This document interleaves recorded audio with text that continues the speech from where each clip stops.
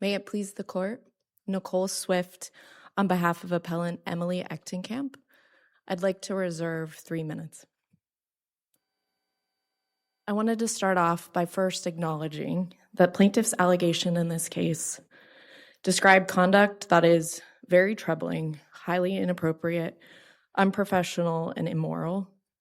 But whether that conduct was unethical or even violated statutes or rules is not the dispositive question in this appeal based on qualified immunity.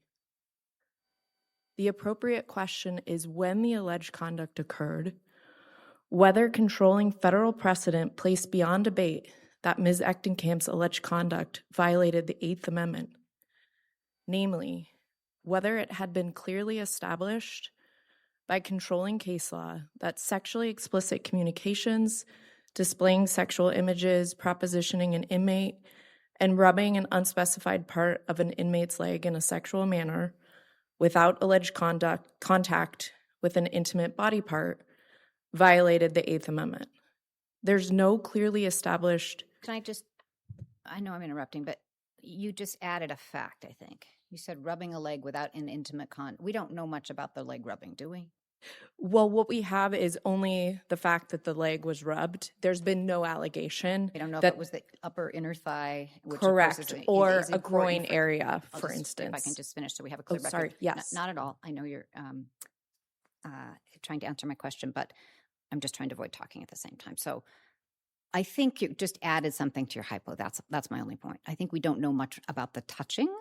It was on the leg, and we don't know if it was the upper thigh or the upper inner thigh, and that might matter a lot for purposes of the Prison Rape Elimination Act. Is that fair? I agree that the area of the leg, yes, may matter, certainly in this case, particularly with respect to stating the violation. So we're not just talking about, and Judge Mossman was very clear on this, he didn't have a case that just involved what I'll call sexual harassment as opposed to potentially sexual assault because he had touching. That's the allegation in the complaint. And at this stage of the litigation, we assume that's true. There was touching. That's correct. Okay. For purposes of, at this stage, of this procedural posture, yes, we do have to accept as true the allegations in the complaint, including that an unspecified part of that leg was rubbed in a sexual manner. That is correct. So there's been no discovery. That's correct. We have filed a motion to dismiss, and that is where we are on the procedural posture based off of qualified immunity, based off of the fact that qualified immunity is essentially immunity from suit and should be heard early in the case to avoid potential discovery if there is immunity. It seems to me the facts are very similar to the Vasquez v. County of Kern. And I recognize we have the Eighth Amendment versus the 14th Amendment. But basically, why doesn't that case plus the obvious situation that mental health counselor ought not be soliciting sexual conduct, touching, showing videos? Why doesn't that just resolve the qualified immunity question? I'll start with the Vasquez case. And so, yes, the Vasquez case was raised by plaintiff. I do think it is extremely important and actually material to the clearly established analysis, the fact that it was a 14th Amendment case. But it was a 14th Amendment case because it's a juvenile case, and we have this special status for juveniles of not being incarcerated per se. They're detained for rehabilitation and release later. So basically, we often look to Eighth Amendment precedent when we're looking at 14th Amendment rights. Why can't we do the same here? Because for 14th Amendment cases, and this was actually stated in Vasquez, it applies a much more protective standard because it applies to pretrial detainees. And in that context, even they applied it to the juvenile ward. The 14th Amendment clause prohibits all punishment. That's different than the Eighth Amendment clause that prohibits cruel and unusual punishment. And there may be, again, clearly established precedent in the 14th Amendment context that does not apply in the Eighth Amendment. But we have said very clearly, sexual assault, sexual conduct like this is not punishment. That is no part of punishment, right? So we're talking about conditions of confinement, and sometimes those are pretrial, and sometimes they're post-conviction. And we have, as Judge McEwen said, we have often looked at, when we're talking about conditions of confinement, we've looked between case law between the 8th Amendment and the 14th Amendment. And then we have, of course, our Sandoval case. So I said, well, I suppose again, to answer the question about why is the Vasquez case not clearly established? Well, Is it that just your seems to me, I didn't ask a good question, but I'm agreeing with you, or I guess maybe just Judge McEwen that said that, that's a very tough fact pattern for you. And I think your briefing says, well, but it's distinguishable because that's under the 4th and 15th and not under the 8th. And as I was just alluding to, we have the Sandoval case, and to Judge McEwen's point, we have often looked to the 14th when looking at an 8th Amendment case and vice versa. So I'm trying to figure out what your strongest argument is that your client wasn't on notice. I would say, again, the strongest argument is the clearly established precedent has to be on that actual constitutional standard. And there's no question that there's... Where we said that. Let me stop you there, because we have a case in the Ninth Circuit, Schwenk versus Hartford. And basically, here's a quotation, which we have to deal with. Any sexual assault is objectively repugnant to the conscience of mankind, and therefore is not de minimis for Eighth Amendment purposes. So here, construing the facts in favor of the plaintiff and the claim of a sexual assault, which is this touching, doesn't that resolve the question at this stage? For purposes of qualified immunity, again, you have the two different prongs. One being, was there a violation in the first place? The second being the clearly established. Right. And on the first prong, again, we don't concede that there was a violation stated for the reasons stated in our briefing, but I think it's a much closer question. That's what we acknowledged on our motion to dismiss as well. But for qualified immunity, the plaintiff also must identify a case with that in which an official was in substantially similar circumstances and was actually held to have violated the Eighth Amendment. And that's what we don't have here. And the case law that you're citing to, the Schwenk case, as well as Bearchild and Wood, absolutely hold these propositions of law that sexual abuse and sexual harassment violate the Eighth Amendment. And we're not disputing those legal propositions and the fact that they were adopted. What we are arguing, though, and I think what was evident at oral argument, was the fact of where is this clear dividing line between what is an actionable Eighth Amendment violation and constitutes sexual assault or harassment versus what does not. And what makes that, I think, particularly difficult to navigate is the fact that we don't just have Schwenk and Wood and Bearchild.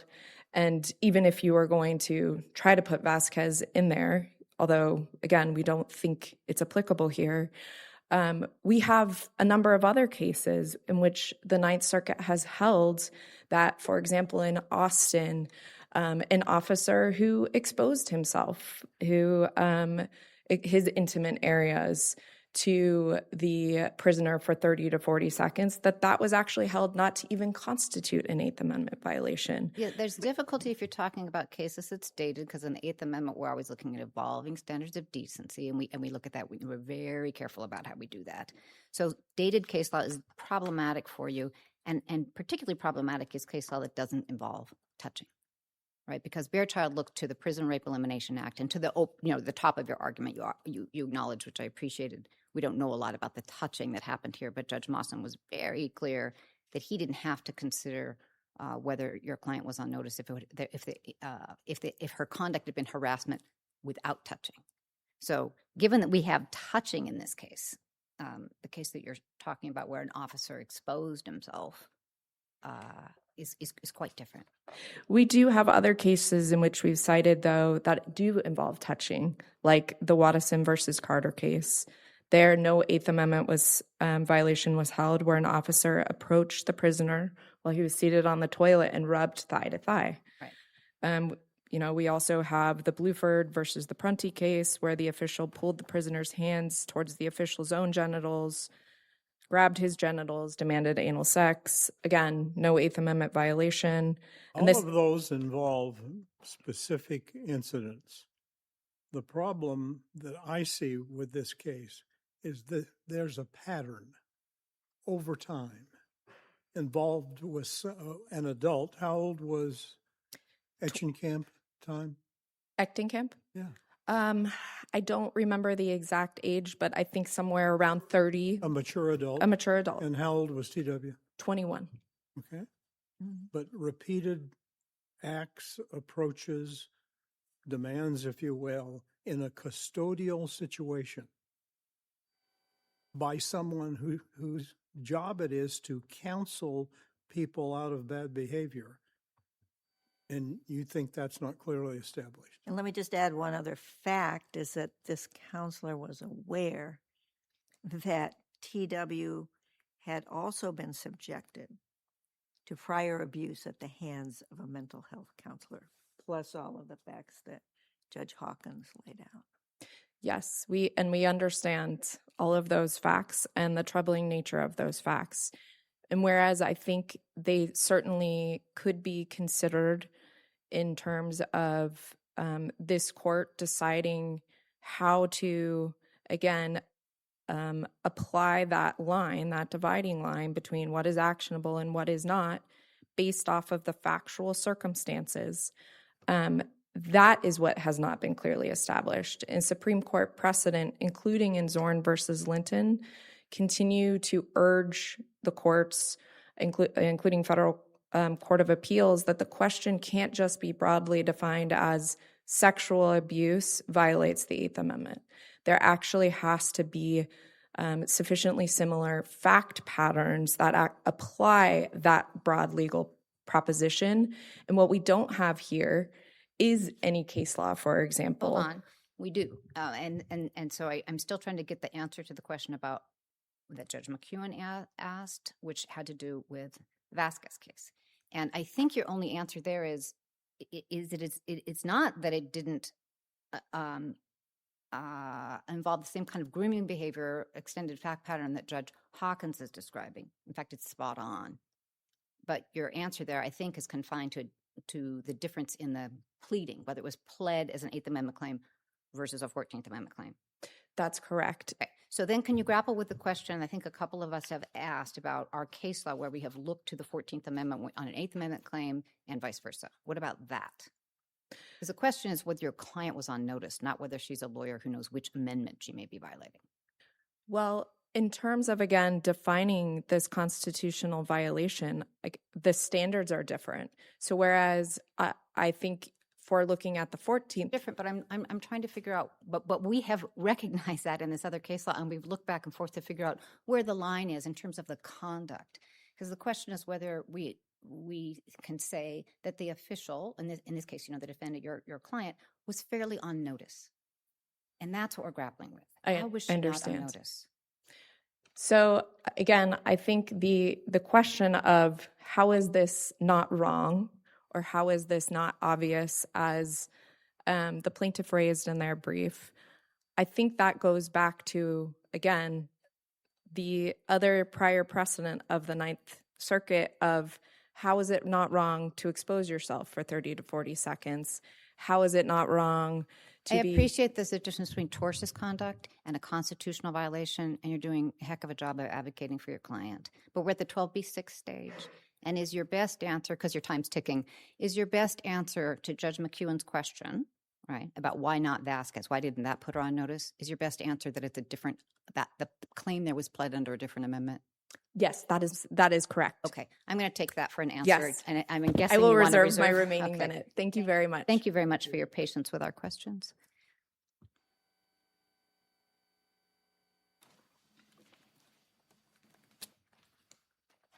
Good morning. At least I think it's still morning. Yes, it is. Good morning. Good afternoon, maybe. Not quite yet. Go ahead. Okay. May it please the court, Chen Zhang on behalf of Plaintiff Appellee TW. The purpose of qualified immunity is to protect reasonable officials who make reasonable mistakes. And there was nothing reasonable about what Emily Echtenkamp did here.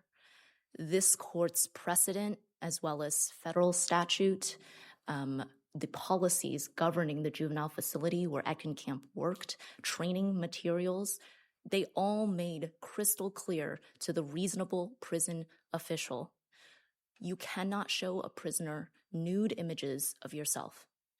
You cannot force them to watch homemade pornography of yourself masturbating. You cannot rub their leg in a sexual manner while asking them to have sex with you. It's undisputed, because we're looking at the allegations in the complaint here, recognizing this person, I think, was 20 or 21 years old at the time that TW was. It's Yes. undisputed that those overtures were rebuffed. That's correct. Involuntary conduct. Rebuffed by TW. Right. Yes, that's right. Right. Okay. Under the Prison Rape Elimination Act, there's a requirement that this particular facility have implementing rules and policies in place. I don't see that our record includes the policies that were in place at the time. Do we have those? It was cited in our briefing below, as well as referred to in the complaint. I think what we have is a set that wasn't in place at that time. Seems to be dated more recently. I see. Yes, that may have been our mistake in citing to the materials, but Your Honor is correct. There was a implementing policy that was in place at McLaren throughout the entirety. Did Judge Mossman have that? I'm not certain about that question, Okay. Your Honor. It was cited and relied upon in the complaint, and it is public information, so it is certainly possible that Judge Mossman was able to look it up, because PREA as well as the juvenile facility policies were a topic of conversation below. Was that an item of contention in the proceedings below, whether the regulation you cited was in place?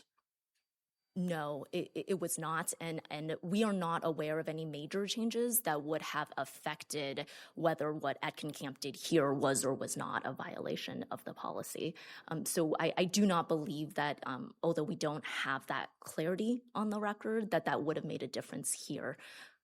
The opposing counsel very candidly acknowledged when she first came to the podium that this behavior is very troubling on a moral level. There just about have to be professional ethical violations that were violated, and certainly employee rules, and on and on and on. And her point is there's a difference between all of that, any of that, and a constitutional violation, and whether her client was on notice. So could you speak to that? What's the best basis for the position that this constituted a constitutional violation of which Echtenkamp would have been aware?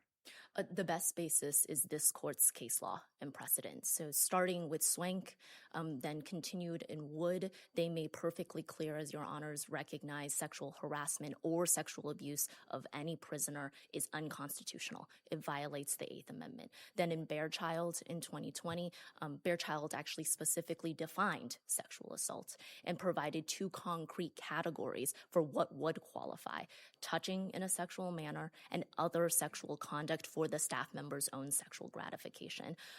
Those three cases together would have provided any reasonable official with clear notice that what Echtenkamp did here to TW was unconstitutional. Then we add in Vasquez, which is all on all fours with what Echtenkamp did here. It was also a juvenile facility.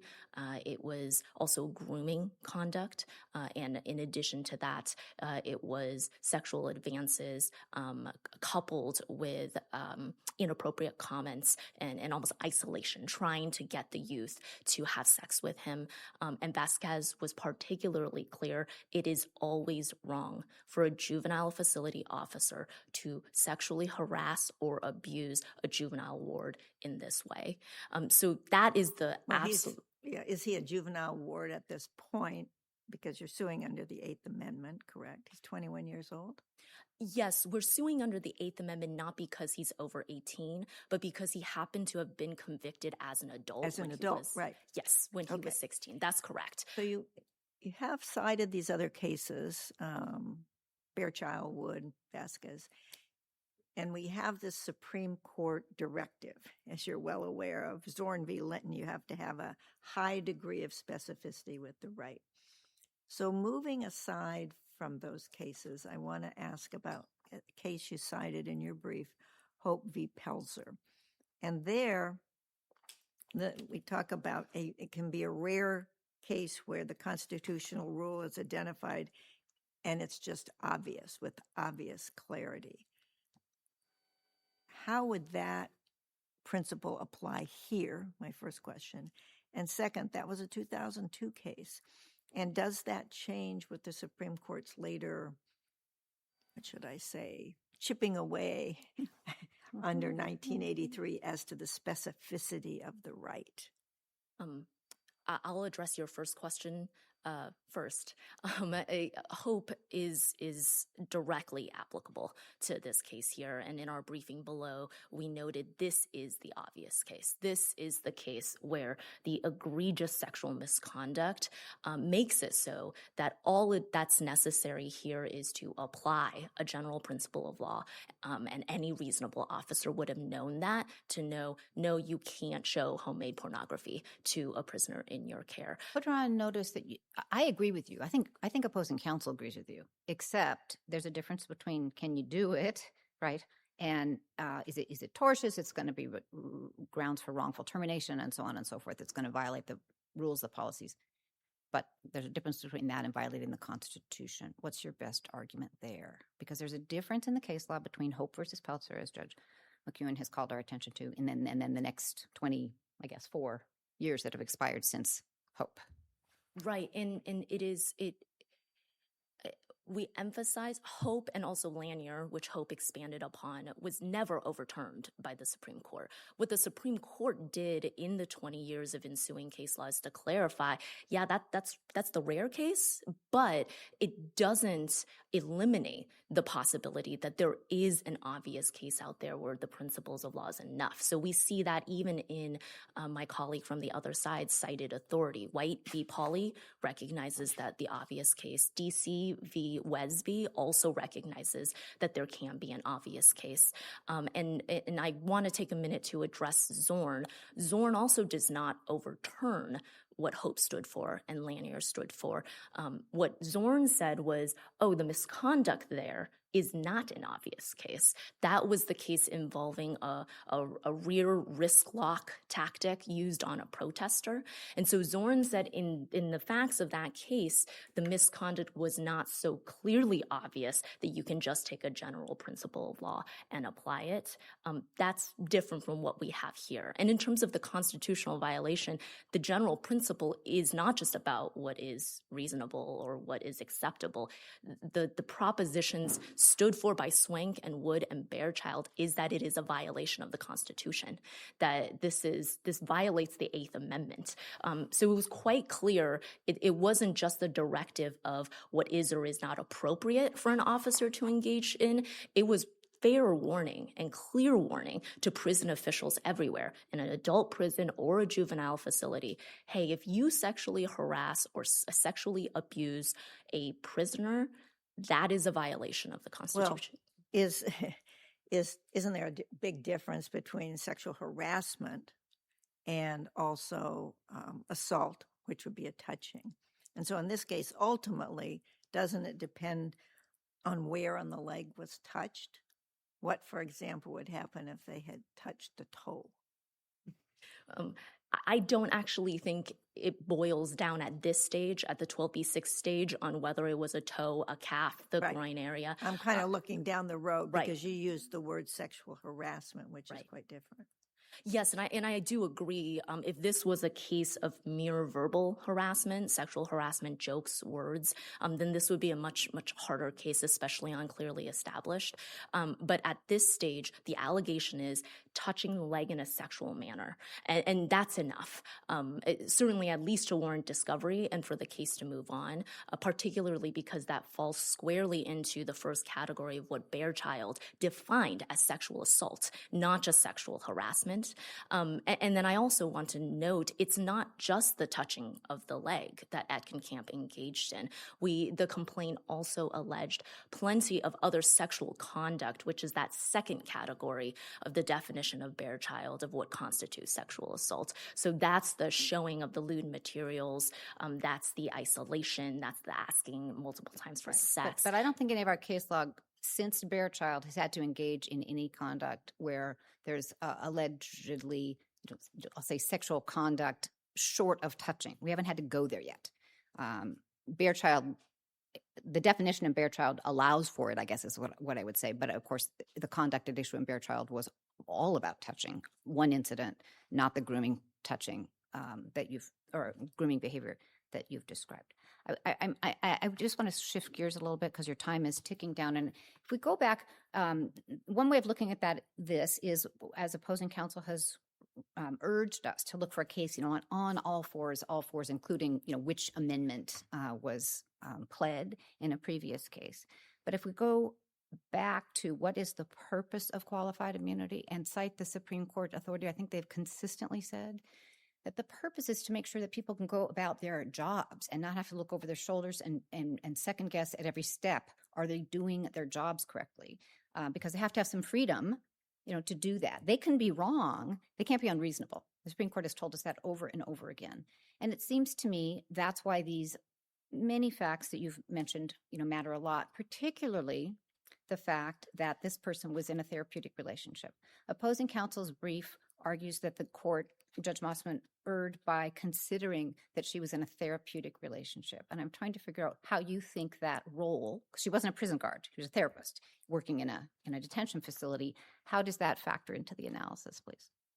I think the fact that she was a mental health counselor aggravates the misconduct, especially when we're talking about the objective prong of the Eighth Amendment violation, and that looks at what is morally repugnant to the conscience of mankind. Knowing that Echtenkamp was a mental health counselor, and I believe Your Honors raised it in previous discussions with opposing counsel, not just a mental health counselor, but one who was tasked to be on a sexual assault response team to support TW because he had already been previously victimized by another staff for sexual abuse. I think that's the context that Judge Mossman correctly considered in determining that this is the type of conduct that rises to an Eighth Amendment violation. And so we believe the fact that she was a mental health counselor helps establish why this is a viable Eighth Amendment claim. And in terms of the... Yes. I'm not trying to put words in your mouth, but I want to hear opposing counsel's response to this. I think that's right. So you'll have an opportunity to respond. The reason I think it's right is because I don't think this is a case where this individual, certainly at the 12B6 level, where we'd be concerned that she was going to be in a position where she'd have to look over her shoulder and didn't know how to do her job. That's the gist of it for me. And I think you've answered the question, but I wanted to make sure we have that on the record so opposing counsel can respond. I agree, Your Honor. When we see qualified immunity get invoked, especially in the Eighth Amendment context, is when often there are exigent circumstances. So, for example, Hudson dealt with a prison riot where we recognize that's a challenging job and you're under pressure. You need to make split-second decisions.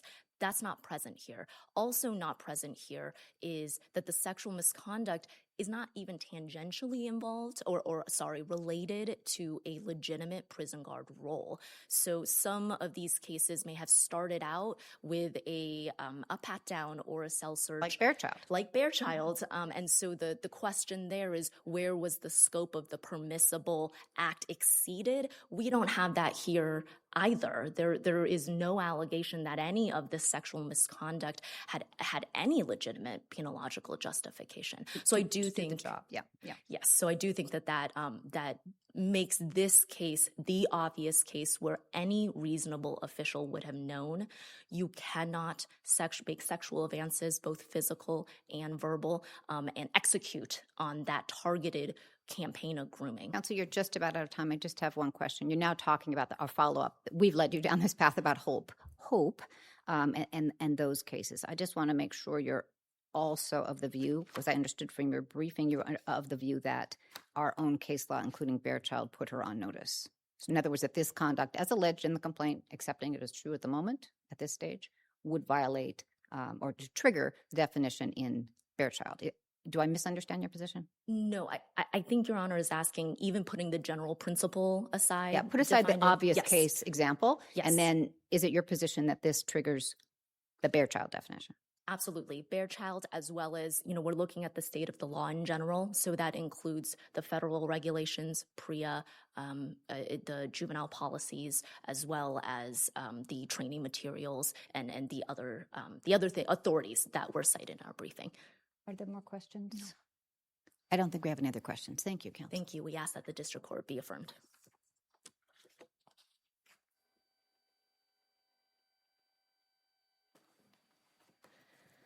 Right, I will try to be brief within my 1 minute remaining. I wanted to start off by pulling everyone back into there's actually a presumption of qualified immunity, and it's the plaintiff's burden to establish why qualified immunity does not exist. So I want to, again, just frame that framework here. And one of those burdens is, in addition to having to state the violation of the Eighth Amendment, to actually identify what specific case involving similar factual circumstances as what was alleged here clearly established an Eighth Amendment violation. One of the issues that opposing counsel had referred to was looking to the state of the law, including policies, rules, PREA, in terms of whether Echtenkamp was on notice. That is actually incorrect. Davis, the Supreme Court case, as well as Ninth Circuit cases, including, I believe, the case, established that just because there's a violation of a policy or a rule or a statute does not equate to being clearly established for Eighth Amendment purposes. And then the final issue I'll conclude with is with respect to why Wood and Bearchild are not enough here, of looking at that language of touching in a sexual manner, and whether there was a mental health counselor involved or not. If the court were to say that that was enough, that would effectively, whether it was reduce or even eliminate qualified immunity, particularly at the beginning of a case, simply because an inmate were to allege there had been a touch and that they allege it was in a sexual manner. That would... Counsel, you're over your time. Thank you very much. And you've been very patient with our questions, both of you. Thank you very much. We're going to take this case under advisement, and we'll get you a decision just as soon as we can. Thank you. Thank you both. I think both counsel were very helpful to us in illuminating, and I do want to thank you, Ms. Swift, for acknowledging upfront Yes. the sensitive and difficult nature of the case. So appreciate that. Yes, thank you. Absolutely. Thank you very much. We'll stand. All rise.